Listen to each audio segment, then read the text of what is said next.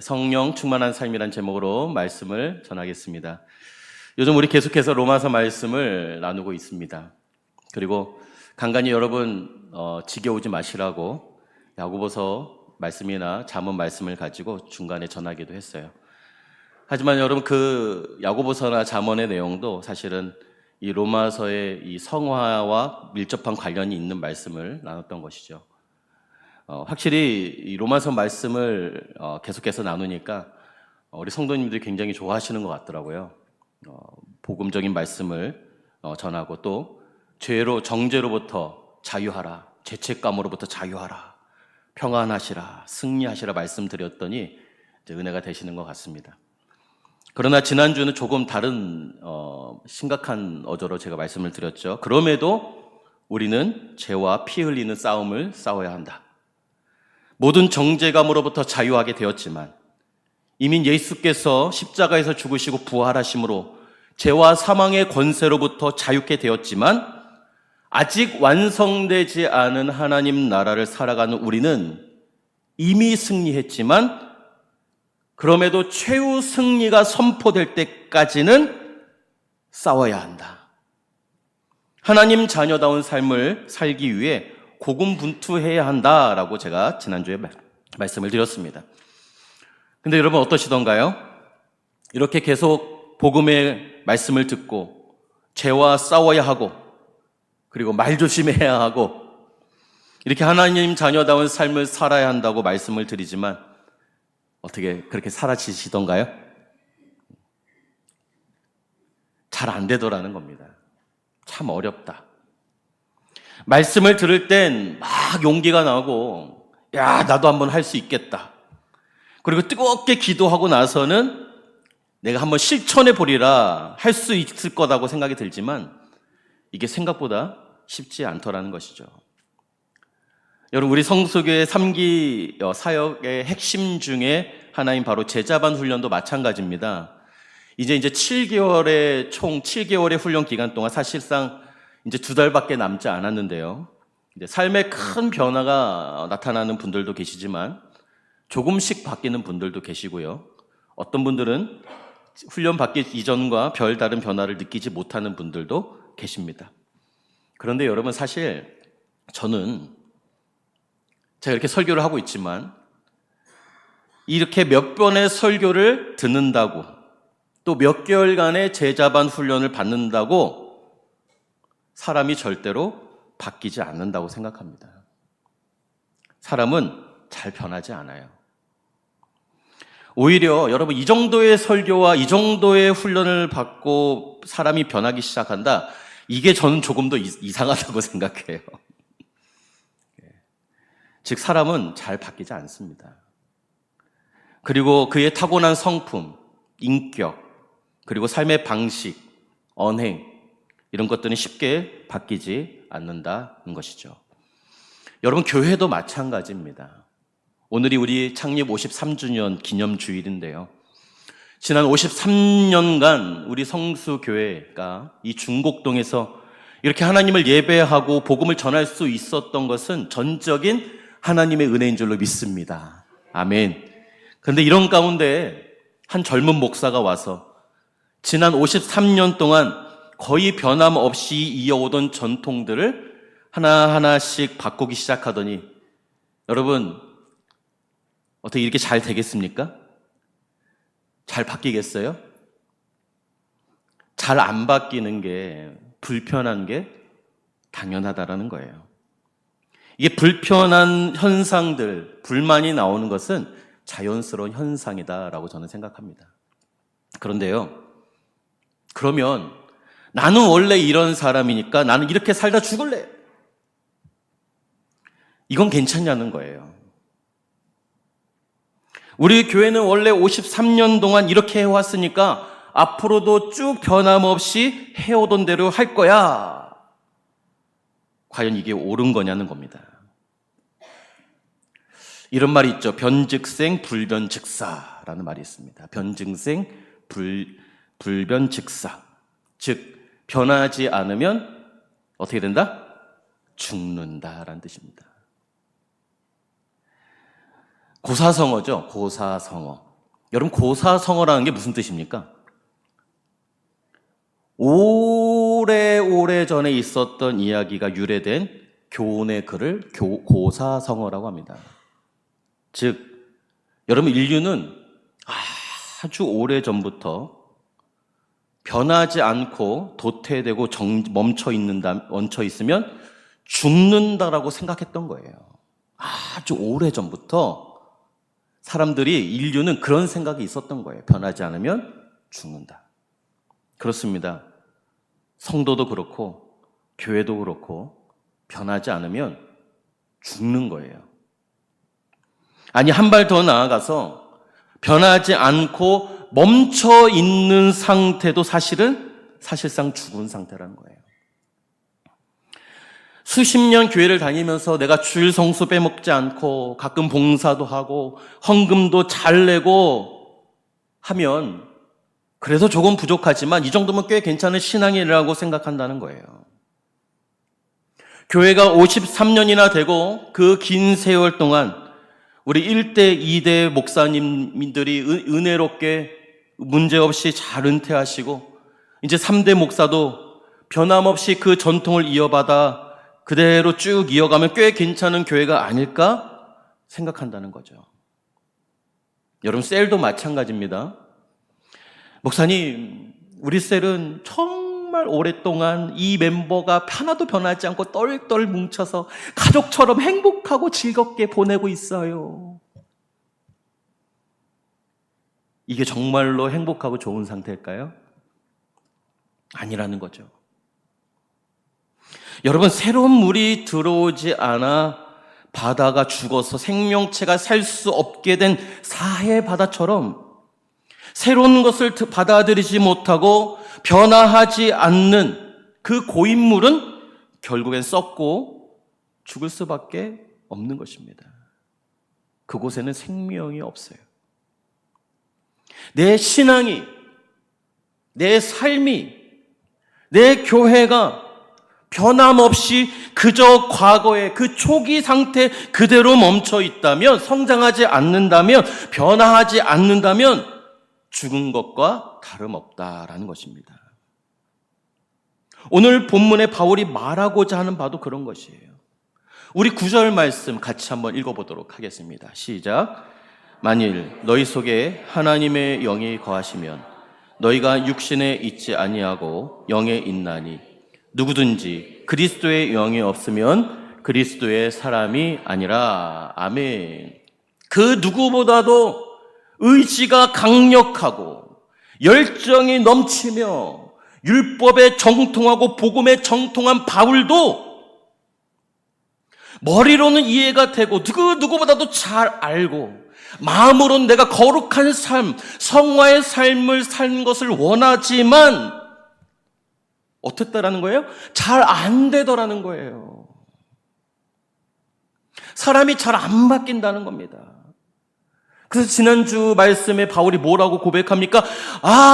오호라 나는 곤고한 사람이로다. 나는 얼마나 비참한 사람인가.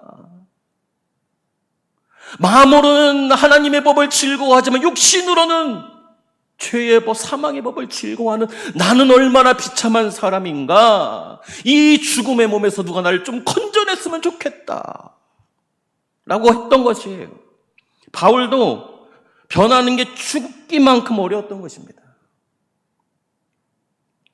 그런데 로마서 7장 25절에 갑자기 하나님께 감사한다고 하더니 마음으로는 하나님의 법을 섬기고 육신으로는 죄의 법을 섬기던 그 자신이 지금 방금 9절에 와서는 뭐라고 얘기하는 거예요?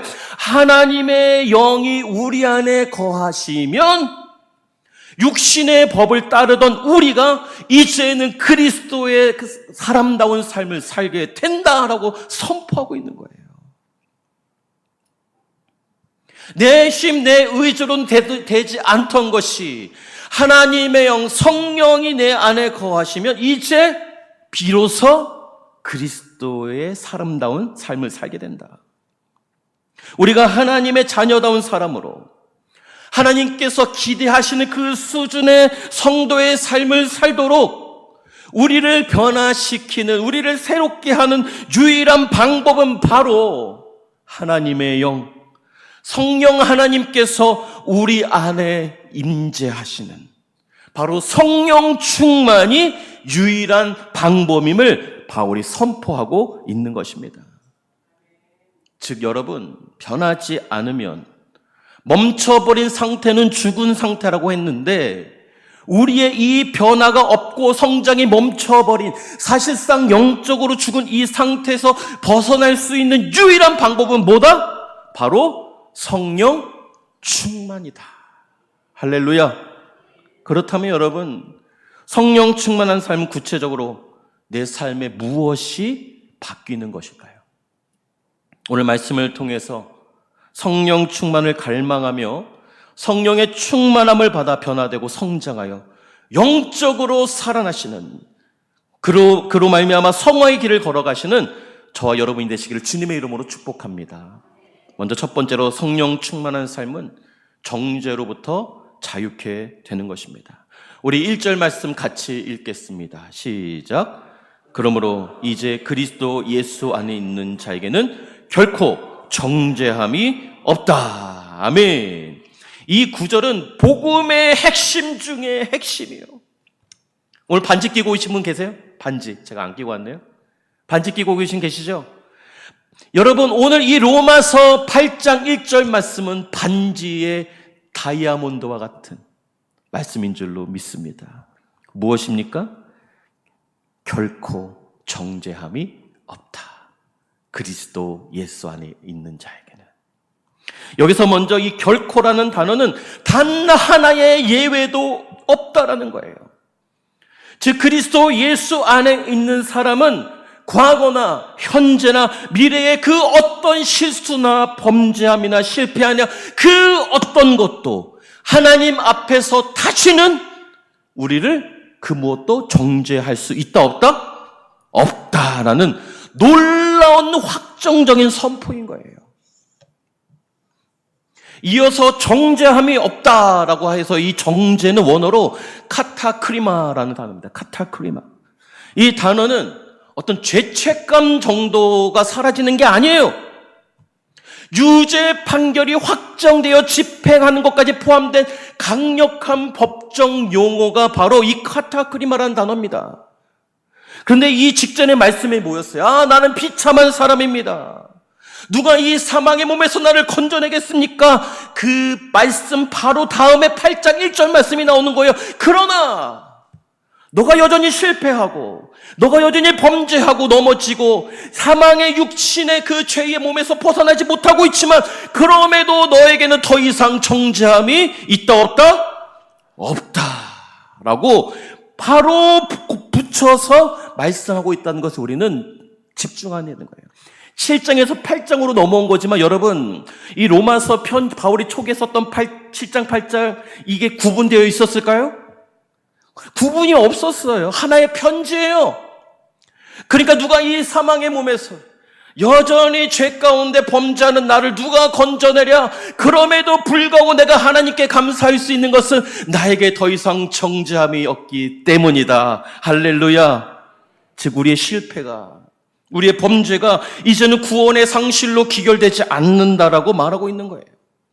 성화의 길을 가다가 실수할 수 있습니다. 실패할 수 있어요. 때로는 범죄하여 넘어질지라도 우리는 율법적 정죄 아래 되돌아가지 않는다라고 선언하는 것이 바로 8장의 말씀인 것입니다. 그래서 20세기 최고의 설교자 마틴 로이드 존스 목사님은 그의 로마서 강의 3권에서 이렇게 말합니다. 죄는 여전히 내 안에 있으나 더 이상 나를 지배하지 못한다. 율법은 여전히 거룩하나 나를 정죄할 힘을 잃어버렸다. 할렐루야. 이것이 복음의 능력이요. 바로 성령 충만한 삶은 바로 이 복음의 자유로부터 시작되는 것임을 믿으시기를 바랍니다. 성령께서 우리 안에 충만하게 임재하실 때 성령께서 하시는 일은 바로 이 감옥의 문을 열어버리는 거예요. 어떤 감옥입니까? 우리를 바로 그 죄책감의 감옥에서, 바로 다른 사람과의 비교의 과목에서, 바로 이 두려움의 감옥에서 우리를 해방시키는 것이 성령께서 하시는 놀라운 일인 줄로 믿습니다. 그래서 여러분, 성령 충만한 사람은 다른 사람을 함부로 정죄하지 않아요. 내 안에 정죄의 영이 떠나가면 바로 내 마음 안에는 은혜의 눈이 열리기 때문에 그렇습니다. 그리고 나 자신이 얼마나 큰 죄인이었는지를 아는 사람은 다른 사람을 쉽게 정죄하거나 판단하지 않게 되는 거예요. 오히려 어떻게 되는 것입니까? 나 같은 사람도 살리신 주님이 그도 살리고 용서하시고 회복하실 것이다 라는 그런 믿음을 갖게 되는 것입니다. 사랑하는 성도 여러분, 혹시 지금도 여전히 과거와 현재의 실패와 범죄로 인해 죄책감에 시달리고, 혹시 이것 때문에 나의 구원과 하나님과의 관계에 나의 이 연약함이 영향을 끼칠까봐 두려운 분 계십니까? 그때마다 오늘 이 말씀을 붙드시기를 바랍니다. 이제 그리스도 예수 안에 있는 자에게는 결단코 정죄함이 없다. 죄책감이 아니라 은혜의 확신으로 오늘을 사는 것, 그것이 성령 충만의 비결인 줄로 믿으시기를 바랍니다. 두 번째로, 성령 충만한 삶은 우리를 생명의 법으로 이끄시는 능력이 있는 것입니다. 우리 2절 말씀 같이 읽겠습니다. 시작. 이는 그리스도 예수 안에 있는 생명의 성령의 법이 죄와 사망의 법에서 너를 해방하였음이라. 아멘. 우리 한 번 더 믿음으로 다시 읽겠습니다. 시작. 이는 그리스도 예수 안에 있는 생명의 성령의 법이 죄와 사망의 법에서 너를 해방하였음이라. 아멘. 여기서 두 가지 법이 등장하죠. 죄와 사망의 법, 그리고 생명의 성령의 법이 등장합니다. 근데 여러분, 이 두 법은 완전히 다른 원리로 작동하고 있어요. 먼저 죄와 사망의 법은 무엇과 같느냐? 마치 중력과 같아요. 여러분, 하늘을 나는 새가요, 열심히 막 자유롭게 날아다니는 것 같습니다. 그런데요, 하늘을 높이 날아가던 그 새도요, 사실 날개를 접는 순간 어떻게 되는 거예요? 중력에 의해서 땅에 떨어지는 게 되어 있습니다. 여러분, 이와 마찬가지로 죄는 중력과 같아서 우리를 자꾸 죄의 길로 끌어당기는, 우리를 그 죄의 구렁텅이로 빨아들이는, 끌어당기는 힘이 있다는 거예요. 바로 이것이 인간의 죄성이에요.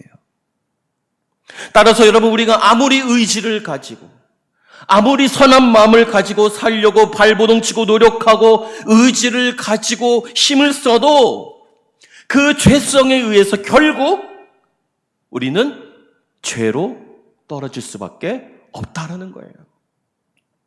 그런데 바로 여기에서 생명의 성령의 법이 등장하는 것입니다. 그러면 생명의 성령의 법은 마치 무엇과 같느냐? 비행기와 같다라는 거예요. 비행기. 육중한 무게의 거대한 비행기가 여러분, 이 바람과 중력을 거스르고 하늘 높이에 올라가서 하늘을 날아가는 것처럼 성령은 우리로 그 죄와 유혹의 바람을 거스르고 다시 날아오르게 하는 놀라운 능력이 있으시다는 것입니다. 이것이 바로 성령께서 하시는 역사라는 거예요. 그래서 3절 말씀입니다. 율법이 육신으로 말미암아 연약하여 할 수 없는 그것을 누구는 하신다? 하나님은 하신다. 할렐루야. 우리는 할 수 없지만 하나님이 하시면 된다는 거예요. 그렇습니다. 여러분, 율법은 우리에게 기준을 제시해요. 이것은 해라, 이것은 하지 말아라. 그런데 이것을 할 수 있는 능력은 주지 않습니다.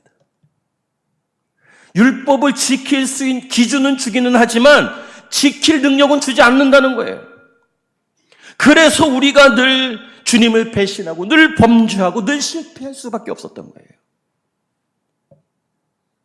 이것을 불쌍히 여기신 하나님께서 이렇게 율법의 기준을 충족시킬 수 없는 우리 인생을 불쌍히 여기셔서 이 문제를 해결하시기 위해 직접 육신의 몸을 입고 이 땅에 오신 거예요.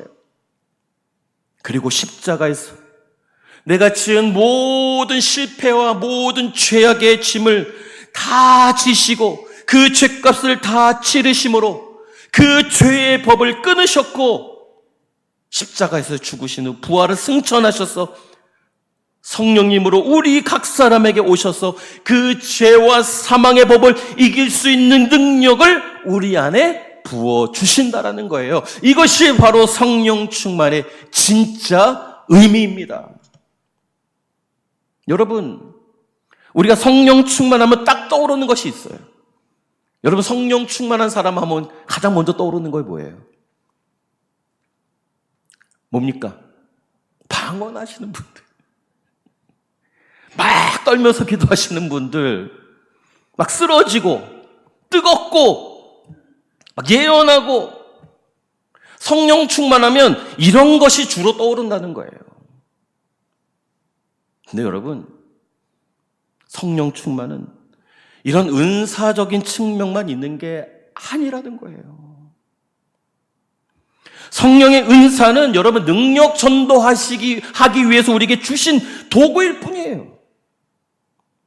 그런데 여러분, 한국교회가 요즘 은사주의로 많이 빠지면서 착각하는 게 뭐냐면 성령 충만은 은사로 귀결된다라고 생각한다는 거예요. 여러분, 이거는 굉장히 잘못된 거예요.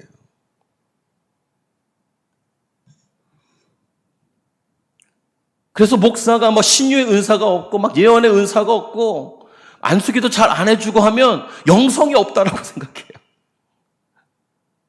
여러분, 성령 충만은 그게 아닙니다. 진정한 성령 충만의 역사는 바로 성령 충만의 역사는 어디서 나타나느냐? 바로 이 사람의 인생이 달라지고 사람의 성품이 바뀌고 미워하던 사람을 사랑하게 되고 나의 언어가 바뀌고 나의 행동이 달라지는 바로 전인격적인 변화가 일어나 성령의 9가지 열매, 사랑과 희락과 화평과 오래 참과 자비와 양선과 충성과 온유와 절제의 열매를 맺는 사람이 진짜 성령 충만의 사람임을 믿으시기를 바랍니다. 할렐루야. 성령 충만한 사람은 이제 더 이상 내가 이것을 해야 한다가 아니라 내가 이것을 하고 싶다라고 바뀌는 거예요. 그래서 성령 충만한 사람은 억지로 헌신하지 않습니다. 내가 주를 위해 무엇으로 할까? 이 놀라운 은혜를 받은 내가, 이 놀라운 은사를 받은 내가 어떻게 주를 섬길 수 있을까? 성령께서 내 안에 역사하시면 이제 내가 주를 위해 무엇을 하며 남은 여생을 살아갈까? 그런 마음이 마음에서 샘솟아 나온다는 거예요. 그래서 성령 충만은 결코 특별한 순간적인 은사 체험이 아니라 매일매일의 삶 속에서 이 생명의 성령의 법이 나를 이끌어가는 일상의 변화가 일어나는 능력임을 믿으시기를 바랍니다. 이것이 성령 충만이에요. 그 성령 충만으로 변화되시는 저와 여러분이 되시기를 주님의 이름으로 축복합니다. 마지막 세 번째로, 성령 충만한 삶은 죽은 것을 살리는 능력이 있는 것입니다. 9절 말씀 같이 읽겠습니다. 시작. 만일 너희 속에 하나님의 영이 거하시면 너희가 육신에 있지 아니하고 영에 있나니 누구든지 그리스도의 영이 없으면 그리스도의 사람이 아니라. 아멘. 여기서 하나님의 영이 거하시면, 하나님의 영이 거하시면, 여기서 이 거하신다는 헬라어 오이케오라는 단어가 있습니다. 이 오이케오는 집을 짓고 머물다, 집 안을 다스린다라는 뜻이 있어요.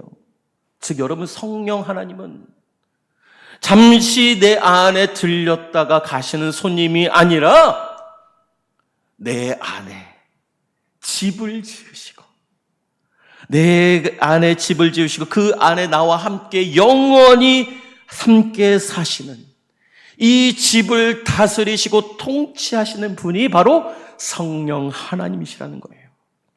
그 성령님이 우리 안에 계실 때, 그 성령 충만함이 내 안에 임재할 때 우리는 더 이상 육에 속한 죽은 존재가 아니라 어떤 존재가 된다? 영에 속한 살아있는 존재가 된다라는 것입니다. 성령 충만해야겠어요? 안 해야겠어요? 해야겠죠? 할렐루야? 성령 충만이 이토록 중요한 거예요. 주의 영이 계시지 않으면 우린 죽은 거나 다름없다. 하지만 하나님의 영 성령께서 내 안에 집을 짓고 사신다면 우리는 살아있는 존재로 변화된다. 그래서 바울은 11절에 이렇게 결론적으로 선포합니다. 같이 읽겠습니다. 시작. 예수를 죽은 자 가운데서 살리신 이의 영이 너희 안에 거하시면 그리스도 예수를 죽은 자 가운데서 살리신 이가 너희 안에 거하시는 그의 영으로 말미암아 너희 죽을 몸도 살리시리라. 할렐루야. 이 말씀은 마치 우리가 하나님의 영이 우리 안에 거하시면 나중에 부활할, 우리도 주님과 함께 부활할 것이다. 마치 미래의 부활만 얘기하는 것처럼 보이지만 그렇지 않아요. 하나님의 영 성령이 우리 안에 거하시는 바로 그 순간부터 성령의 충만함이 내 안에 임재할 때 우리의 이 죽었던 마음, 죄의 법 아래 사로잡혔던 우리가 세상의 죄의 유혹과 그 실패 앞에 좌절하고 지쳤던 우리 영혼, 그로 인해 식어버렸던 우리의 사랑이 그 성령의 임재로 말미암아 다시 살아나고 다시 회복해 되어진다. 주님께서 다시 살리신다. 우리 영혼을 새롭게 하시고 우리의 삶에 놀라운 변화가 시작된다는 놀라운 믿음의 말씀인 줄로 믿으시기를 바랍니다. 구약의 에스겔 선지자는 마른 뼈가 가득한 골짜기를 환상 가운데 보게 되었습니다. 그때 하나님께서 물으십니다. 사람아, 이 뼈들이 다시 살아날 수 있겠니? 에스겔이 대답합니다. 주께서 하십니다. 어디서 많이 듣던 말이죠? 베드로가 했잖아요. 주께서 하십니다. 뭐예요? 나는 잘 몰라요. 자신이 없어요. 믿습니다 하면 얼마나 좋았겠어요. 근데 이게 우리의 연약함이라는 거예요. 말이 됩니까? 저 말라 비틀어진 뼈가 어떻게 다시 살아날 수 있겠어요? 주님, 저는 모르겠어요. 주께서 하십니다. 어떻게 죽어 말라 비틀어진 저 뼈들이 살아날 수 있겠어요? 그런데 바로 그때 하나님께서 말씀하시죠. 에스겔 37장 9절 말씀입니다. 생기야, 사방에서부터 와서 이 죽임을 당한 자에게 불어서 살아나게 하라. 생기야, 불어하라. 그 말씀대로 생기의 바람이 이 말라 비틀어진 뼈에게 불어오자 마른 뼈들이 서로 맞물리기 시작하고 핏줄이 생기기 시작하고 살이 차오르기 시작하더니 나중에는 큰 군대가 되어 일어났다라는 거예요. 여러분, 이 생기의 바람은 바로 성령의 바람이에요. 이 성령의 바람은 오늘도 성령 충만을 간절히 바라는 자들에게 불어오는 바로 그 죽었던 것을 다시 살아나게 하는, 죄와 사망의 권세에 눌려 있었던 우리를 다시 일어나게 하는 능력인 줄로 믿으시기를 바랍니다. 여러분, 성령으로 충만하게 되면 변화가 없었던, 성장이 멈춰버렸던 나의 신앙생활과 그리고 우리 성수교회 위에, 그리고 지쳐버렸던 번아웃됐던 나의 마음과 이 꺼져가는 이 사명 위에, 그리고 우리의 잘못과 연약함을 깨어진 우리 관계 위에 다시 생명의 숨결이 불어와 그 성령의 능력으로 다시 살아나고 회복해 될 줄로 믿습니다. 결론입니다. 예수님을 만나기 전에 베드로는 그저 평범한 어부에 불과했습니다. 그는 늘 그물을 정리하고 시간이 되면 배를 몰고 나가서 물고기 잡아오고 그 잡아온 물고기 팔고 다시 구물을 정리하는 그런 평범한 일상의 반복이었습니다. 그러던 어느 날 예수님이 찾아와 나를 따르라 말씀하셨고, 그 말씀에 베드로는 배와 그물을 버리고 예수를 따르기로 결심하였고 결국 그의 제자가 되었습니다. 그런데요, 거기까지예요.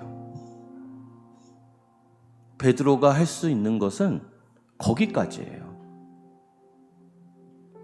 무려 3년이나 예수님을 따라다니면서 온갖 기적과 놀라운 말씀을 가장 근거리에서 들었지만, 여러분, 베드로의 삶이 변했던가요?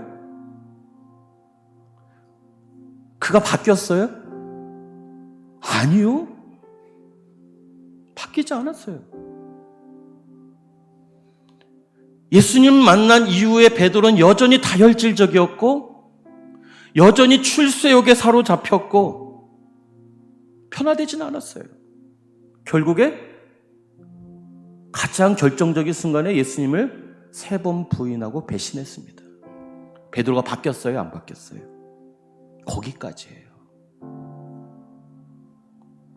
여러분, 그거 아세요? 대부분의 성도가 여기까지예요. 이 정도 수준에 만족한다는 거예요. 예수를 믿고 교회는 다니는 수준에 만족한다는 거예요. 그 이상의 것을 요구하지 않습니다. 바라지도 않아요. 그러나 여러분, 기억하십시오. 이거는 진짜 예수를 믿는 게 아니에요. 진짜 예수를 따라가 다니는 게 아니에요. 내가 예수께 무엇을 얻고자 쫓아다닌 거지 예수를 쫓아다닌 게 아니에요. 베드로의 인생이 무엇을 기점으로 완전히 바뀌었고 변화되어 그의 설교에 3,000명, 5,000명이 예수를 믿게 되고, 언제 베드로가 변화되어 안진뱅이를 일으키고, 언제 베드로가 변화되어 그 겁 많던 베드로가 전생에 의하면 십자가에 거꾸로 매달려 순교하는 그런 대담한 사람이 되었냐는 거예요. 언제 베드로가 이렇게 바뀌었냐는 거예요. 무엇이 그를 변화시켰습니까? 바로 마가의 다락방, 성령께서 강림하셨을 때, 성령의 충만함을 받았을 때 그의 삶이 변하였고 그는 전혀 다른 인생을 살게 되었던 것입니다. 따라서 변화하지 않고 성장이 멈춰버린 우리에게는 바로 성령님의 충만함이 필요함을 믿으시기를 바랍니다. 사랑하는 성도 여러분, 사랑하는 성수교회요, 변화하기를 원하십니까? 새로운 시작을 바라세요? 본질을 회복하기를 원하십니까? 그러나 그것은 우리 스가랴 4장 6절 말씀처럼 힘으로 되는 것이 아니에요. 능력으로 되는 것도 아니에요. 오직 하나님의 영, 성령의 충만함으로만 가능케 되는 것임을 믿으시길 바랍니다. 따라서 우리도 성령의 충만함을 받아 변화되어 복음 전파의 사명을 감당하고 지난 50년의 영광을 바라보는 것이 아니라 앞으로 50년의 성령의 역사와 함께할 우리 성수교회를 바라보며 성령 충만함으로 앞으로 전진해 나가시는 우리 성수교회 모든 성도들이 되시기를 주님의 이름으로 축복합니다. 찬양하고 기도하겠습니다.